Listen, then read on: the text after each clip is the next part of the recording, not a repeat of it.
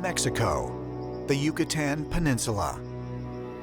For over 2,000 years, rain-drenched jungles and fertile plains served as the home of one of the ancient world's greatest civilizations, the Maya.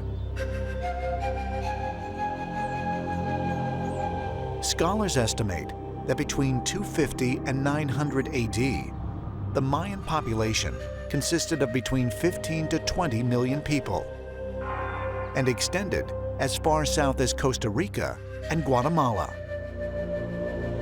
Archaeological evidence suggests the Maya were one of the first ancient people to develop a written language, use modern mathematical methods, and build massive, multi-story celestial observatories, all at a time when Europeans were struggling through the so-called Dark Ages.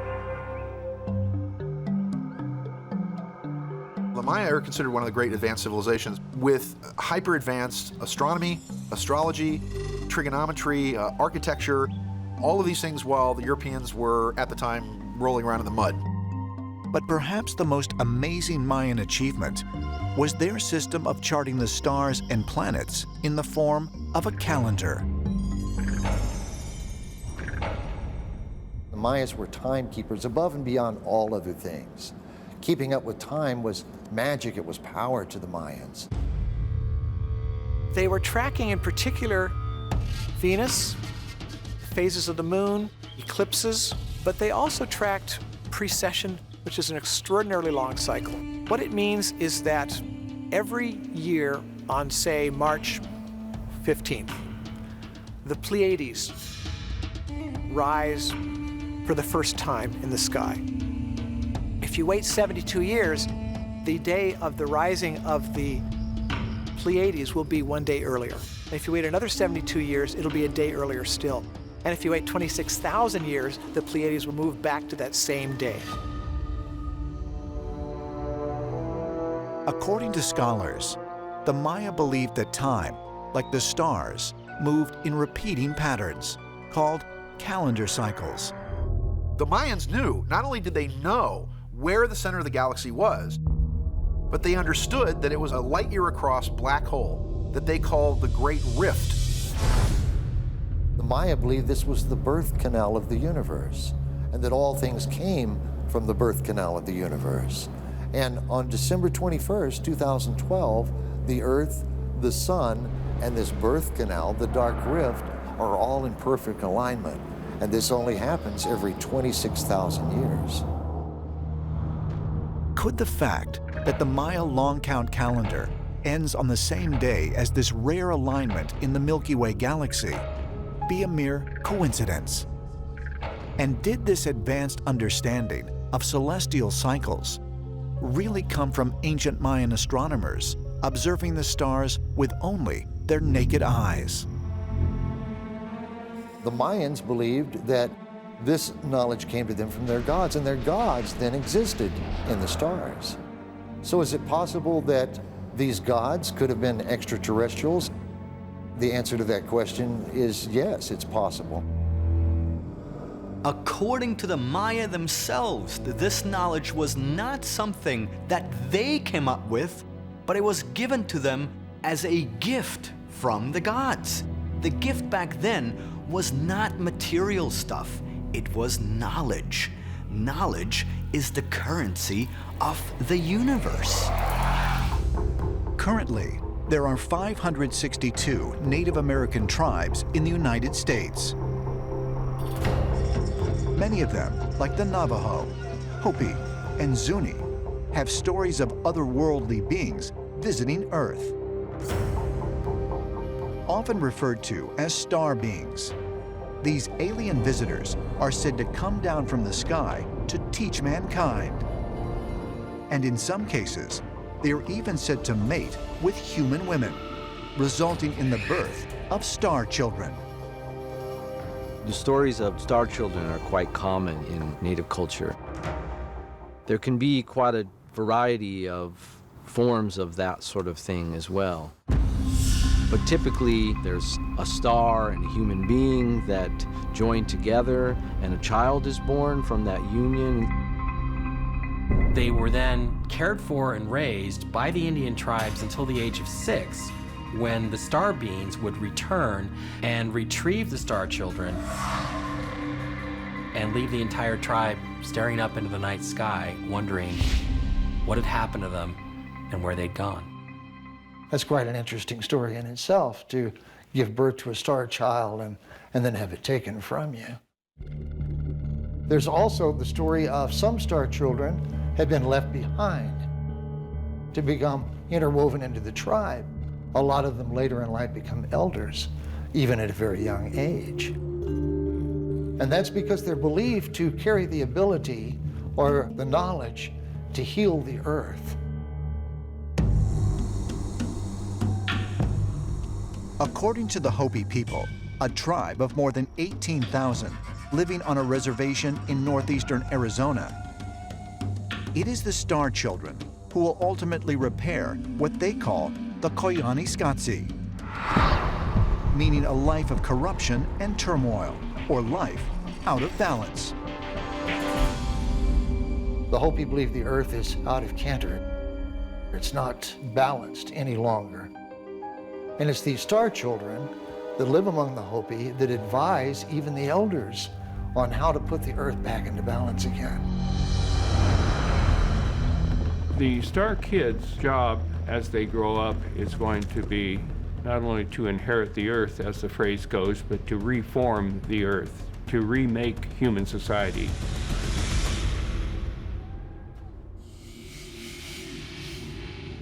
In the Hopi legend, it is said that the Star Children will prepare humankind for the arrival of what they call the Blue Star and the Kachina, or star being, who will arrive with it.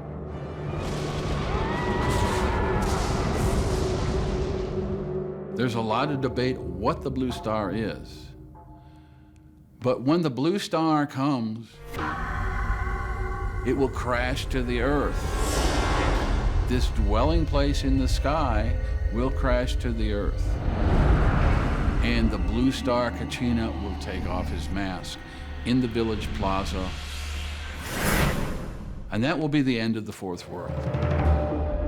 Many Hopi refer to the Blue Star as a house in the sky, leading some ancient astronaut theorists to suggest that this prophecy is a reference to the impending arrival of extraterrestrial life.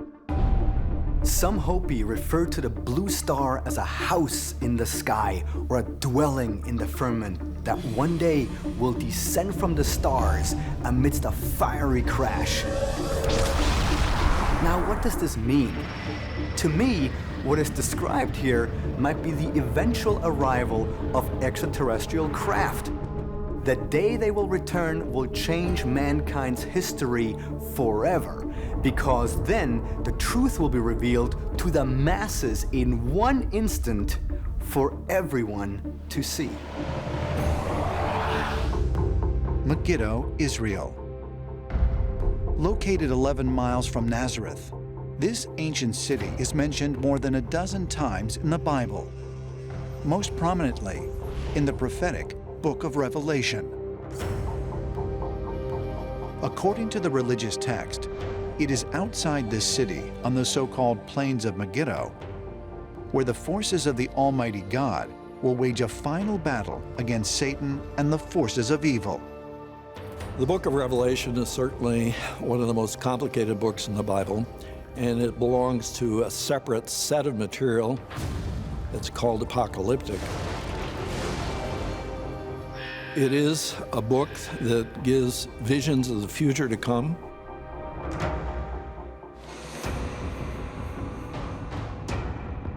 There's a battle that will take place in a valley in Israel called Megiddo, or Har Megiddo.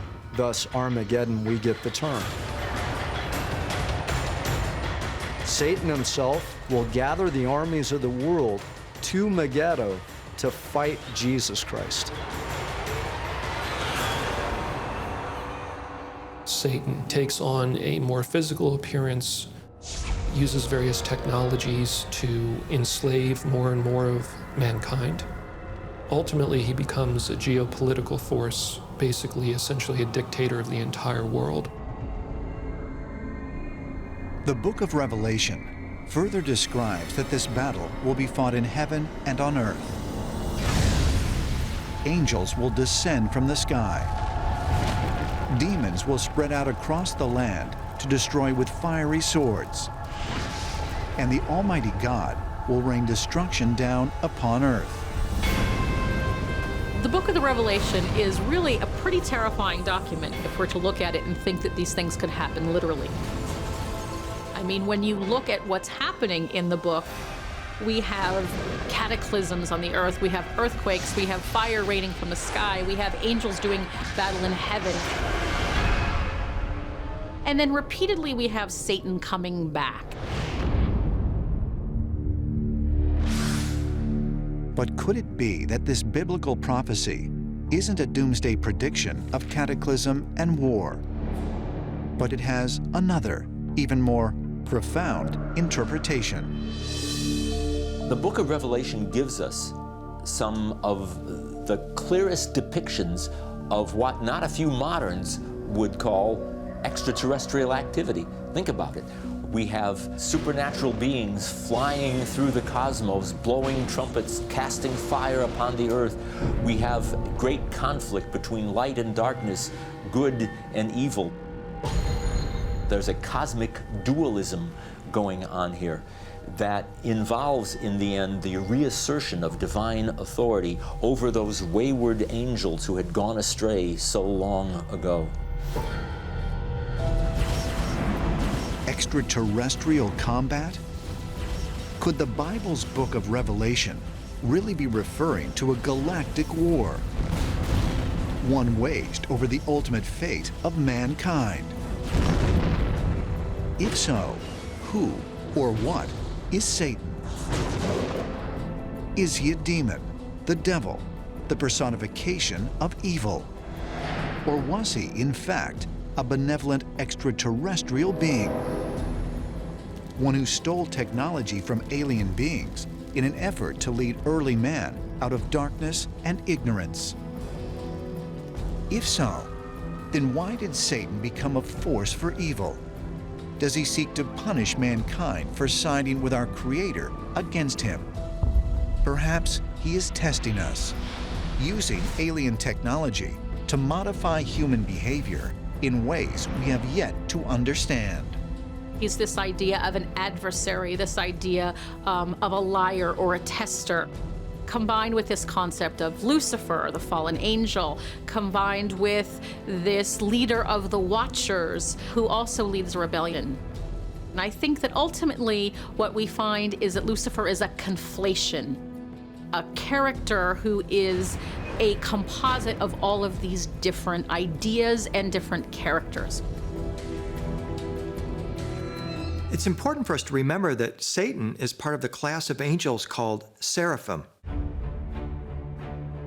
The seraphim were sent to earth as benefactors of humankind, bringing wisdom. The church has created this evil monster out of Satan, perhaps even out of thin air, when in reality, Satan's entire mission was about bringing knowledge and wisdom to humanity, and in fact, caring about humanity, not seeking to destroy humankind. In a sense, Satan's not such a bad guy. You cannot have the light without the dark. You can't have right without wrong. And we have to learn these things for ourselves. And ultimately, through choice, wrong and right, we grow and we become who we are. And ultimately, that is to be like our makers, to become gods ourselves.